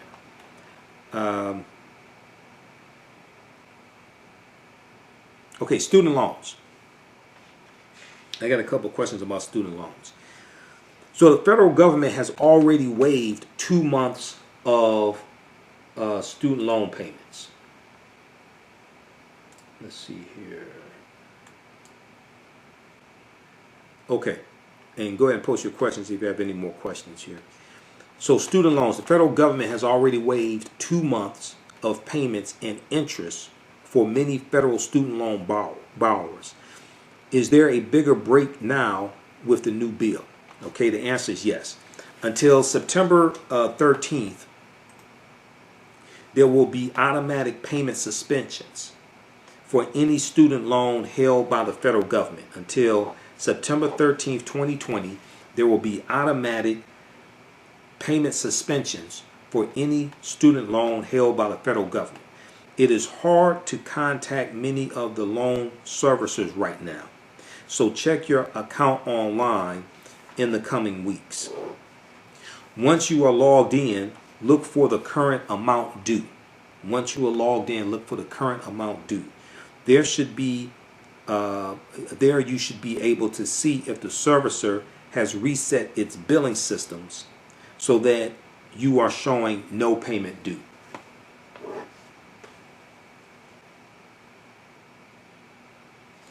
Okay, so how do you know if your loan is eligible? How do you know if your student loan is eligible? If you borrowed money from the federal government, a so-called direct loan in the past 10 years, you're definitely eligible. According to the Institute for College Access and Success, 90% of loans in dollar terms will be eligible. Older federal family education loans, FFEL, federal family education loans, that the U.S. Department of Education does not own are not eligible, nor are Perkins loans. Loans from state agencies or loans from private lenders like Discover, Sallie Mae, and Wells Fargo. The holders of all those kinds of loans may be offering their own assistance programs. Within a few weeks, you are supposed to receive notice indicating what has happened with your federal loans. You can choose to keep paying down your principal if you want. Then after August 1st, you should get multiple notices letting you know about the cessation of the suspension period, and that you may be eligible to enroll in an income-driven repayment plan.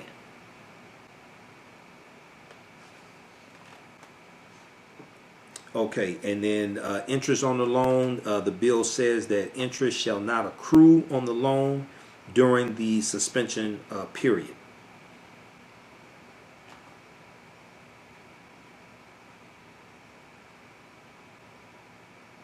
And then wage garnishments, I talked about this. Wage garnishments that resulted from being behind on student loan payments, are they suspended during the 6-month period of time? The answer is yes.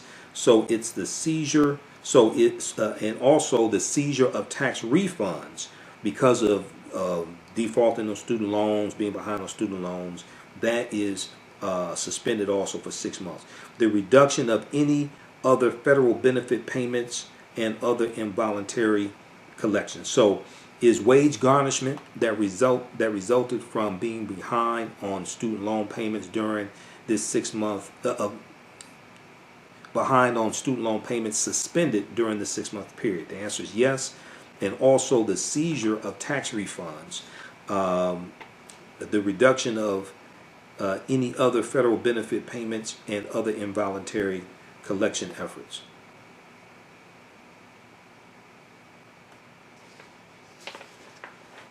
All right. And then also those with 401ks. You can still borrow from your 401k or other workplace retirement plan. and you can take out twice the usual amount as well with this bill. For 180 days after the bill passes with certification that you've been affected by the pandemic, you'll be able to take out a loan of up to $100,000. That's from your 401k plan. Usually you can't take out more than half your balance, but that rule is suspended. If you already have a loan and were supposed to finish repaying it before December 31st, you get an extra year. Okay, so they have a lot of things in here for a lot of people. A lot of people have 401k plans and want to tap into that. They have a 401k through their employer. They want to tap into that. This bill allows you to you can take out twice the usual amount. Okay, for 180 days after the bill passes with certification that you've been affected by the pandemic, you'll be able to take out a loan of up to $100,000 from your 401k plan. Usually you can't take out more than half your balance, but that rule has been suspended.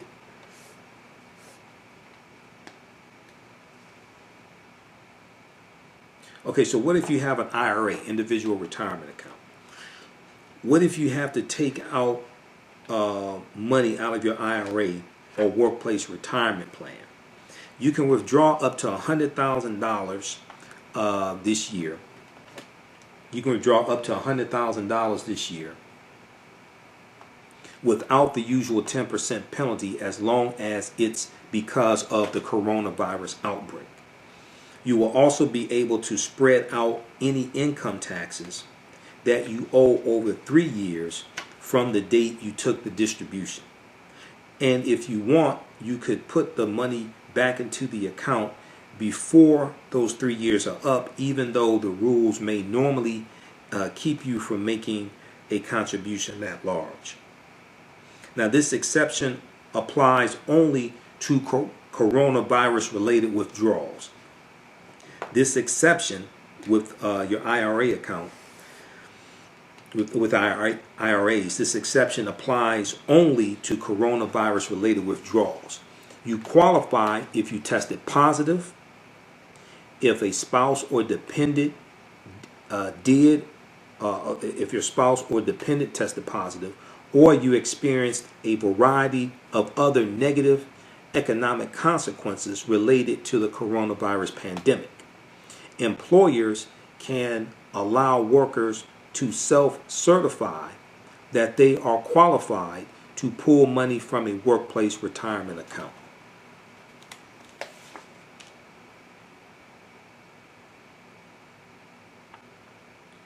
All right.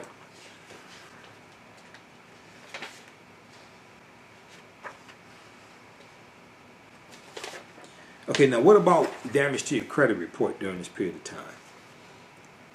Will there be damage to your credit report if you take advantage of any of the coronavirus related payment relief, including the student loan suspension? Okay, the answer is no. There's not supposed to be any damage to your credit report. The bill states that during the period beginning January 31st, 2020 and continuing for 120 days after the cessation of the National Emergency Declaration, lenders and others should mark your credit file as current, even if you avail yourself of payment modifications. Okay, is there any relief for renters in the bill? Is there any relief for renters in the bill? The answer is yes. Okay, the bill puts a temporary nationwide eviction moratorium in place for any renters whose landlords have mortgages backed or owned by Fannie Mae, Freddie Mac, and other federal entities. This will last for 120 days after the bill passes. And landlords also can't charge any fees or penalties for non-payment of rent. Okay, So check that. You're going to hear more about this as it's come out. Now, you've had some governors, like Governor Gretchen Whitmer here in the state of Michigan, and other governors who have suspended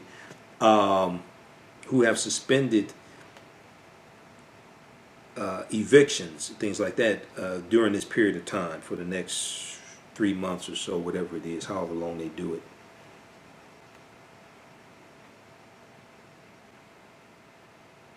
Does the bill change any rules for health savings accounts and healthcare flexible spending accounts?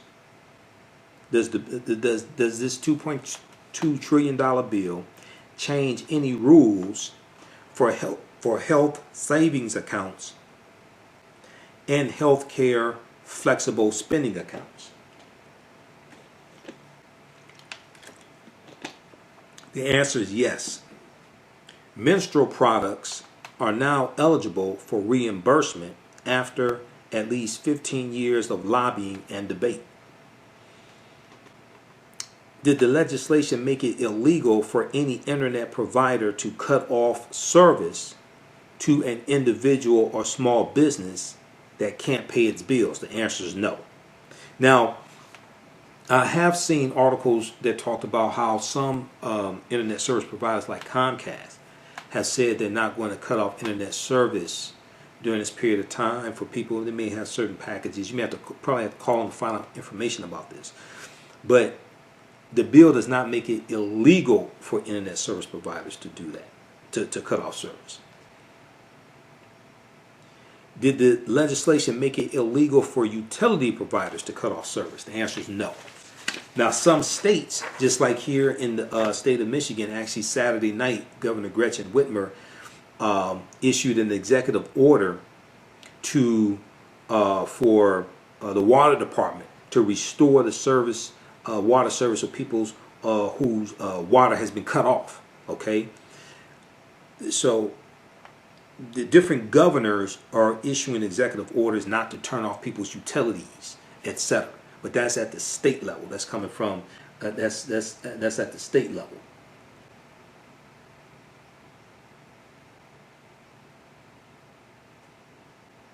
All right. Okay, so check this out also from New York Times. Frequently asked questions, FAQ on stimulus checks, unemployment, and the coronavirus plan. All right, so hopefully this information helped you all out. I'll be back with more updates. Listen to the African History Network show Sundays, 9 p.m. to 11 p.m. Eastern Standard Time on 9:10 a.m. the Superstation WFDF. And the next few weeks, we'll be doing the show from this studio. We'll still be on 9:10 a.m., but I'll be broadcasting from this studio. And follow me on my Facebook fan page, The African History Network, The African History Network. My personal page, Michael Imhotep, IMHOTEP. You can visit our website, AfricanHistoryNetwork.com. My DVD lectures are there. We have bundle packs like the Black Migration 1619 and 2019 bundle pack. The online course that I teach that's on demand is there also. It's like a 16-hour online course. It's broken up into 8 or 9 sessions. Ancient Kemet, the Moors, and the Ma'afa. Understanding the transatlantic slave trade, what they didn't teach you in school.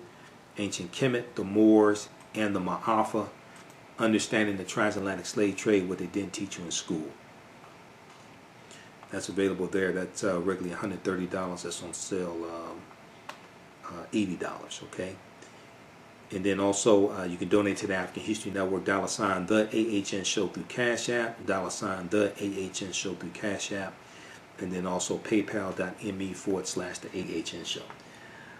All right, so look, hey, we have to get out of here. Remember, at the African History Network, we focus on educating, empowering, and inspiring people of African descent throughout the diaspora and around the world. Because right now it's correct wrong behavior, what you do for yourself, what you do to yourself, and what you allow other people to do to you and get away with is based upon what you think about yourself. What you think about yourself is based upon what you have been taught about yourself. What you've been taught about yourself is based upon everything you've read, heard, and seen about yourself. Remember, right now it's correct wrong behavior. It's not over till we win. Wakanda forever. And we'll talk to you next time. Peace.